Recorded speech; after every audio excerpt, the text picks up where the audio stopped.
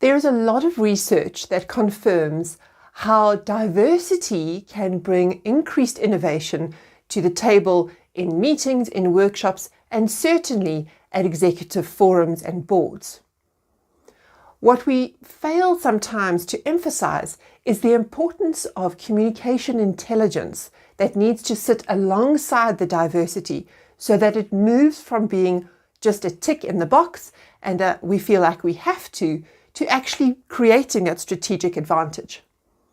Communication intelligence has two parts to it, and the one part is based on the concepts of crucial conversations, which talks about the shared pool of meaning. Now, when we go into meetings, whether they're virtual or they're face-to-face, it doesn't really matter.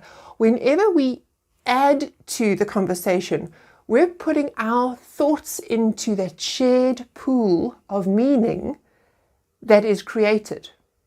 We all come into the room with our own pool of meaning, and our own pool of meaning is created and informed by our own experiences, our perceptions, our personalities, how we think, our experiences in life that shape us.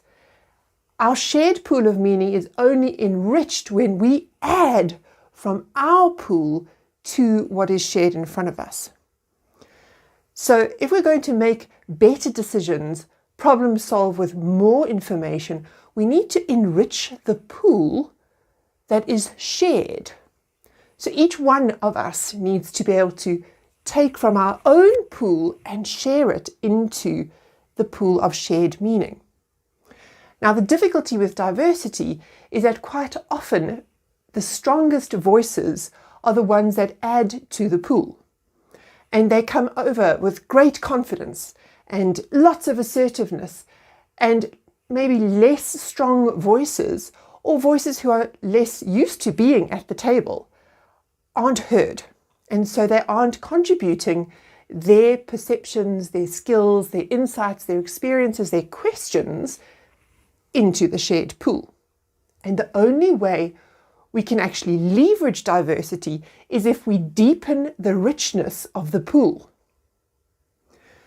So the second part of communication intelligence is based on 4 ideas to be taken with you into the discussions that you might be part of or even leading.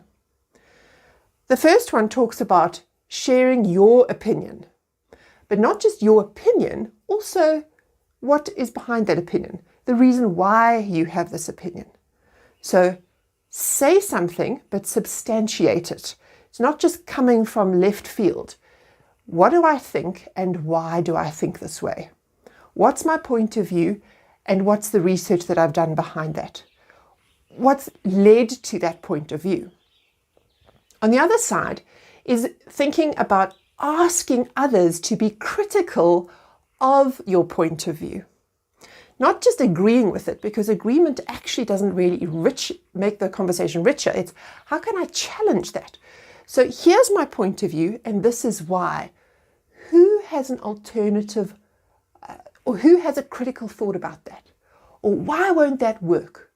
Or who's seen something like that tried before and it didn't work? So actually inviting critical input, and then being very careful not to defend your idea, but to probe whatever comes. Help me understand where that's coming from. What gives rise to that? What's behind that opinion? So really probing what gets added to the shared pool.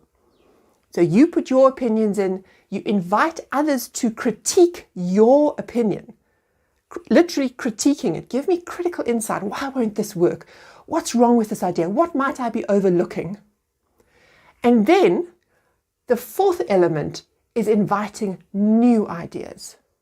Not criticizing or critically looking at the ones you've added. Who else has got anything else that might add to this pool, add to the discussion, give us a new insight? Who else has got a different opinion?